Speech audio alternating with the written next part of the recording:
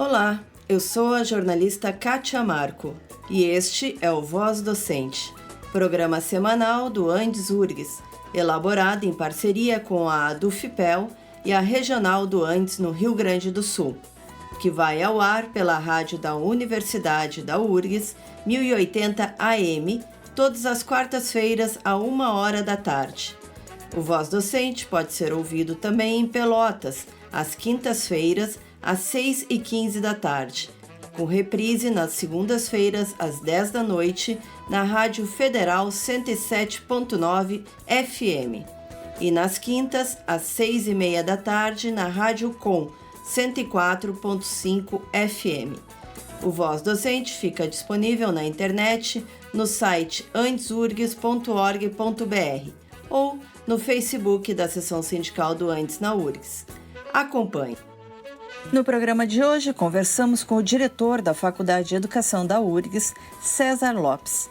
Ele fala sobre o parecer do Conselho Nacional de Educação com diretrizes para orientar escolas, universidades e institutos federais durante a pandemia do novo coronavírus. Também prestamos nossa homenagem ao poeta Aldir Blanc, que partiu no dia 4 de maio, vítima da Covid-19. Fique conosco. O Conselho Nacional de Educação aprovou no dia 28 diretrizes para orientar escolas, universidades e institutos federais durante a pandemia do novo coronavírus. Para o ensino superior, o órgão sugere atividades não presenciais para a continuidade do calendário. Desde o dia 16 de março, a URGS suspendeu suas atividades presenciais. Na última quarta-feira, dia 30, voltou a adiar a retomada e anunciou que o prazo da suspensão passa a valer pelo menos até 31 de maio. Para analisar o parecer, conversamos com o diretor da Faculdade de Educação da URGS, professor César Lopes. César é ex-professor da Educação Básica e professor na área de estágios docentes do Departamento de Ensino e Currículo. Boa tarde, professor César. Qual sua avaliação do parecer do Conselho Nacional de Educação? Boa tarde, Kátia. Boa tarde, ouvintes do Voz Docente. Bom, primeiramente temos que identificar que vivemos uma situação excepcional. Uma pandemia, uma crise sanitária global, que tem implicações em todos os aspectos da nossa vida e também da nossa sociedade. Mas esta pandemia não pode servir como desculpa para romper com princípios constitucionais e legais da nossa legislação. No campo da educação, especialmente, é preciso garantir as condições para acesso e permanência dos estudantes e também garantir a qualidade do ensino ofertado, que são princípios constitucionais da educação brasileira. Também, dizendo respeito ao ensino fundamental, é importante garantir a LDB, que aponta que o ensino fundamental será presencial e o ensino à distância pode ser utilizado como complementação da aprendizagem. Assim como também a LDB estabelece a jornada escolar no ensino fundamental de pelo menos 4 horas de trabalho efetivo, 200 dias letivos no mínimo. São questões que a gente aponta que podem ser solucionadas. A reposição presencial de aulas e atividades acadêmicas pode ser reorganizada. E o objetivo maior nesse momento é a saúde das pessoas e a garantia no planejamento dos retornos, no planejamento das atividades durante a pandemia, a garantia do direito à educação. Queria destacar aqui a manifestação das entidades nacionais de pesquisa e de ensino no campo da educação, as entidades que congregam profissionais e pesquisadores do país, que eu trago dois apontamentos, né, que se desdobram em uma série de outras questões e que dizem respeito ao parecer do Conselho Nacional de Educação.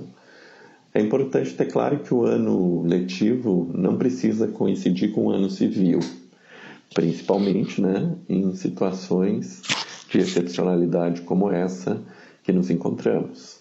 Logo, o planejamento de atividades de reposição presenciais podem se prolongar até o ano de 2021. Não há um princípio que possa limitar isso. E também que é possível, né, reorganizar os dias letivos e as horas de modo a garantir o ensino presencial para todos, assegurando, nesse caso, né, que não há discriminação devido às condições de vida dos estudantes e à estrutura das instituições educacionais. Bom, era para falar da avaliação do parecer do Conselho Nacional de Educação. Eu acho que ele aponta questões excessivas, um foco demasiado na substituição de atividades presenciais por atividades à distância e não traz a questão básica da organização e do planejamento da educação nesse país, que é a discussão das comunidades escolares, que são os espaços definidos como construtores de projetos pedagógicos das instituições de ensino. É necessário orientar a discussão para as realidades de cada escola desse país. Orientar a discussão que será realizada entre professores, estudantes e suas famílias. Discussões que deverão ser construídas de acordo com cada uma das realidades para enfrentar a atual situação de maneira a contemplar a realidade de cada uma dessas famílias, tendo claro que o impacto em diferentes regiões do país e em diferentes regiões de várias cidades é diferente. Então, qualquer planejamento deve levar em conta especialmente a situação de famílias em vulnerabilidade social e econômica, que foi agravada efetivamente nesse momento de pandemia. Nós precisamos todos estar mobilizados para o enfrentamento dessa crise e também para denunciar o projeto sustentado por ideias como essas, né, de precarização do trabalho dos professores e do desmonte das políticas educacionais inclusivas e democratizantes. E, na sua opinião, quais os acertos e quais os erros no parecer? Falar de acertos e erros, não sei se é o melhor caminho. Bom, primeiramente dizer que é importante a preocupação do Conselho Nacional de Educação na construção de orientações para os conselhos estaduais, conselhos municipais, para as redes de ensino, para as mantenedoras, para as escolas, para as comunidades escolares. O acerto elas são orientações, porque a definição dessas propostas deve ser feita nas suas realidades. Bom, mas quando há uma orientação, ela se constrói a partir de um diagnóstico de realidade, a partir de um conhecimento da realidade educacional brasileira. E esse não me parece o caso do documento elaborado pelo Conselho Nacional de Educação. Ele tranquilamente apresenta interesses que talvez não sejam os interesses da maior parte da população brasileira, da maior parte da comunidade de pesquisadores do campo da educação nesse país. Ela é um documento que parece se basear em uma realidade que não é a da maioria dos brasileiros. Ele parece estar alheio às diferenças sociais, econômicas, regionais e educacionais desse país. Então, ele não é um documento que contemple a totalidade. Bom, começando, então, eu vou abordar alguns pontos e não vou esgotar de forma alguma todos os pontos a serem destacados dessas orientações do Conselho Nacional de Educação. Bom, primeiro, sobre as condições necessárias. Um dos pontos base dessas orientações é a educação à distância. Então, vamos entrar pelas questões práticas disso, as condições necessárias para materializar uma educação à distância. A formação dos docentes para realizar essas atividades do que é chamado de educação à distância, que na maior parte das vezes tem sido algumas tentativas improvisadas de mediação tecnológica. E tenham clareza que não é culpabilizar professores por isso. A maior parte deles não tem formação, não recebeu no momento formação para isso e não tem experiência na utilização de plataformas de mediação tecnológica. A utilização de pacotes de softwares educacionais, com uso de ferramenta digital, ensino remoto e outras tantas alternativas apresentadas, muitas sem a mediação direta do professor, são realmente ações de precarização da educação, do ensino para todos os nossos estudantes. E, é claro, temos de falar das condições de acesso, de acessibilidade dos estudantes, de suas famílias, para, mesmo nessa situação improvisada de mediação tecnológica, poderem acessar. A maioria dos estudantes brasileiros carece de uma infraestrutura digital necessária para as aulas online. E os professores também. Nós estamos nesta mesma realidade. Mesmo professores da universidade têm se deparado com essas situações de acessibilidade às plataformas digitais nesses momentos de pandemia. Então, isso é um fator que acentua desigualdades sociais. As desigualdades virtuais, digitais, também estão presentes agora na nossa realidade desigual de viver na nossa sociedade. Então, é mais uma das desigualdades que vem para aprofundar o abismo entre as classes mais favorecidas e as classes em situação de vulnerabilidade social. Bom, também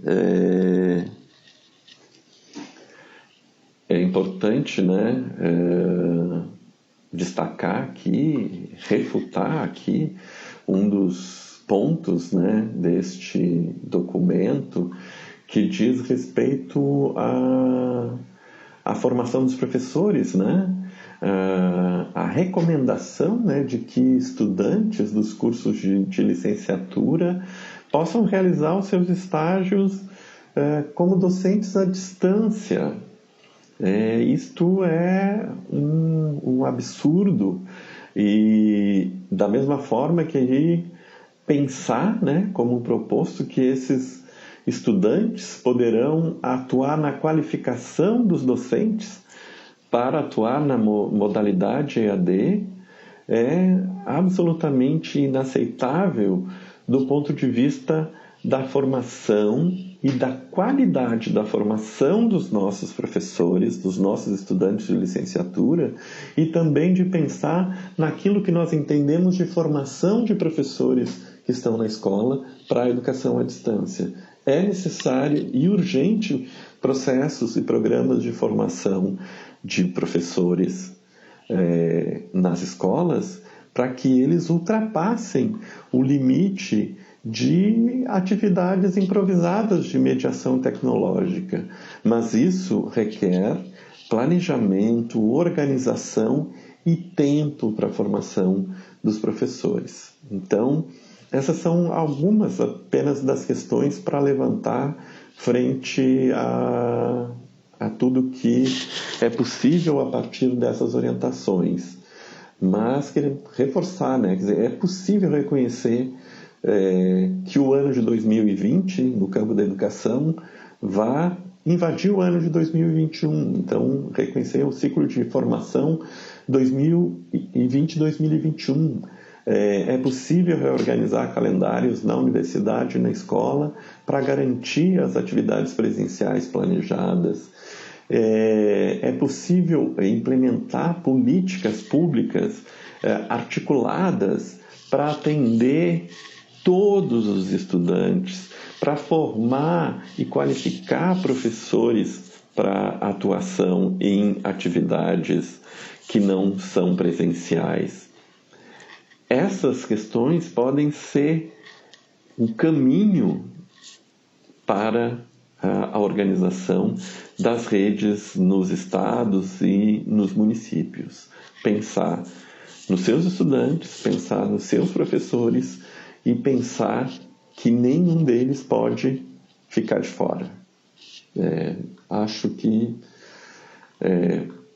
teria mais coisas a falar, mas a gente pode ampliar em outras questões. Que riscos ele abre para a educação pós-pandemia? Dentre os riscos, podemos destacar o aprofundamento das exclusões sociais, econômicas que vivemos no país através da educação. O risco é de se criar uma nova normalidade educacional a partir de um contexto de anormalidade global sanitária. Isso poderá se transformar num novo modelo de ensino, e um modelo de ensino prioritário especialmente para as classes sociais mais vulneráveis. No ensino superior e também na educação básica, o uso indiscriminado de aplicativo, de aula pronta, que em geral não consideram as diferenças das realidades educacionais, não garantem as aprendizagens e não conseguem substituir as atividades educativas presenciais. Essa situação de exceção, de nova normalidade, poderá no futuro ser usada para subsidiar reformas educacionais da educação básica e do ensino superior que se sustentem, no pressuposto de que a aprendizagem é uma mera transposição de conteúdos. E se ela é uma mera transposição de conteúdos, essa transposição pode migrar para ambientes virtuais. Dessa forma, desconsiderando o conhecimento já sistematizado por instituições de educação e de pesquisa no país e o conhecimento já sistematizado no campo da educação à distância. A educação à distância exige invenção, planejamento e bases teóricas sólidas, construídas na realidade e nas investigações das mais diversas instituições de ensino ao longo dos últimos anos, né?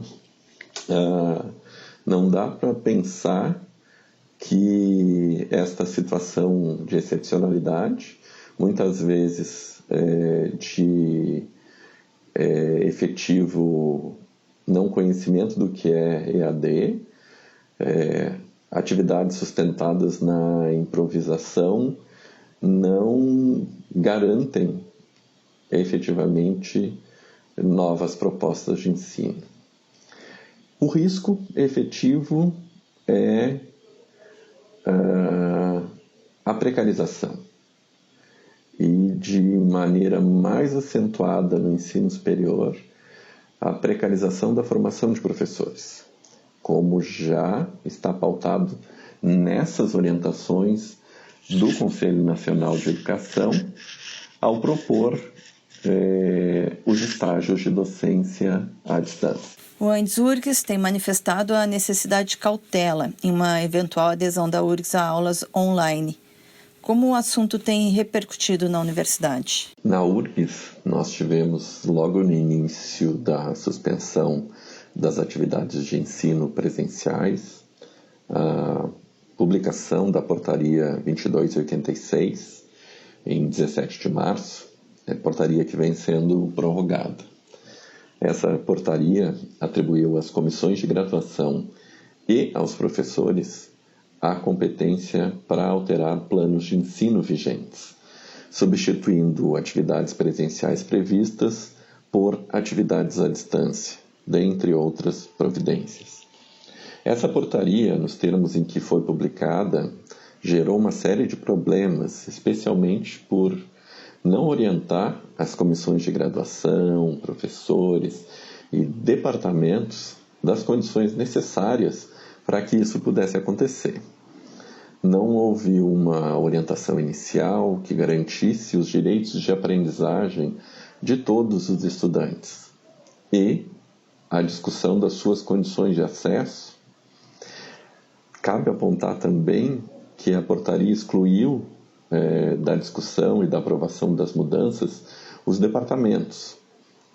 Cabe lembrar que, de acordo com a legislação da URGS, a responsabilidade pela aprovação dos planos de ensino cabe às comissões de graduação e aos departamentos. Logo, para aprovar qualquer alteração metodológica nesses planos, deverá existir a aprovação de ambos. Foi necessária a interferência da Câmara de Graduação, composta por representantes de professores e de estudantes, atuando junto à Pró-Reitoria de Graduação, para evitar o descompasso nos processos pedagógicos entre as diferentes atividades de ensino, diferentes cursos e diferentes departamentos. Foi publicada, então, uma nota conjunta da Câmara de Graduação e da Prograde no dia 16 de abril, dentre outras questões, garantindo que 100% dos alunos matriculados nas atividades de ensino que pretendem substituir atividades inicialmente programadas para serem presenciais por à distância, devem estar de acordo com a substituição.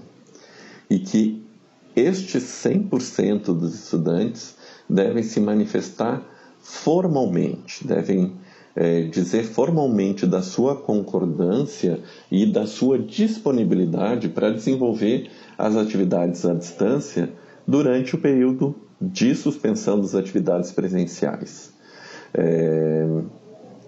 A consulta aos estudantes é importante, deverá ser realizada informando qual será a metodologia utilizada, assim como os recursos técnicos necessários para o acompanhamento das atividades nessa modalidade à distância, para que os alunos possam verificar se terão condições de realizá-las ou não. Frente a isso, pensando em qualquer possibilidade de retorno às atividades presenciais e uso de atividades online ou estratégias de ensino ou outras estratégias de ensino não presencial, é necessário ter como ponto de partida essa referência, nenhum aluno a menos. É necessário um amplo diálogo envolvendo as comissões de graduação, os departamentos, os professores e os estudantes para a construção de qualquer alternativa de ensino não presencial e de forma que estejam garantidos os direitos de aprendizagem dos estudantes que não tiverem condições de acesso e de permanência em atividades de ensino não presenciais. Nesse momento, nossa maior preocupação deve ser com a saúde das pessoas. Cada vida importa nesse momento. E qualquer planejamento de atividades de ensino durante a pandemia, em retorno controlado e após a pandemia, devem estar pautados pela inclusão de todos. Cada estudante importa. Defenderemos sempre esse posicionamento. Obrigada, professor César Lopes, por sua participação no Voz Docente. Muito obrigado pela oportunidade de conversar com vocês através do Voz Docente. Um abraço, Kátia, um abraço para todos. O filho de Betinho escreveu uma carta sobre a morte do poeta Aldir Blanc que diz assim: acabei escrevendo isto sobre o Aldir e meu pai. Conheci o Aldir antes de saber quem ele era, quando ouvi junto com o Betinho a música O Bêbado e a Equilibrista. Ainda estávamos exilados no México. Aquela canção já anunciava a volta do meu pai ao Brasil. Lembro até hoje da sua emoção ao ouvir a Elis cantando que o Brasil sonhava com a volta do irmão do Enfio. Quem resistiria a Elis e a uma música tão linda que virou o hino da anistia? Betinho voltou. Lutou pela democracia, contra a AIDS, contra a fome, mas principalmente pela solidariedade e a cidadania. A primeira vez que encontrou o Aldir, lhe disse carinhosamente: voltei por causa da sua música. O descaso do poder público com o sangue contaminado matou meu pai de AIDS. O descaso do poder público com a saúde matou o Aldir e ainda vai matar milhares de outros brasileiros. Betinho voltou ao Brasil em plena ditadura. Aldir nos deixa quando uma outra tenta voltar. Ambos estão juntos agora, o Enfio e o Chico Mário. E eles nos cobram exatamente o que fizeram a vida toda: resistir ao autoritarismo e lutar pela democracia. Salve Aldir. Com a volta do irmão do Enfio, com tanta gente que partiu, num rabo de foguete chora a nossa pátria mãe gentil, choram Marias e Clarices no solo do Brasil. Mas sei que uma dor assim pungente não há de ser inutilmente a esperança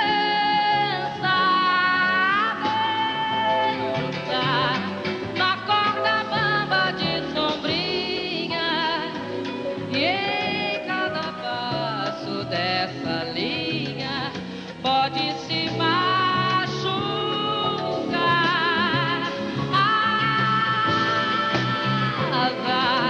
A esperança equilibrista sabe que o show de todo artista tem que continuar.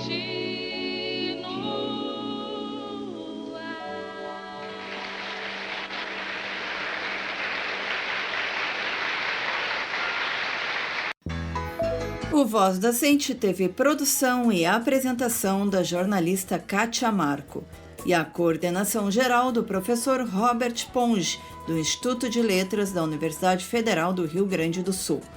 Contou também com a colaboração dos jornalistas da ADUFPEL, Gabriela Vensky e Matias Rodrigues. Na mesa de áudio, Thiago Campos. Até a próxima semana.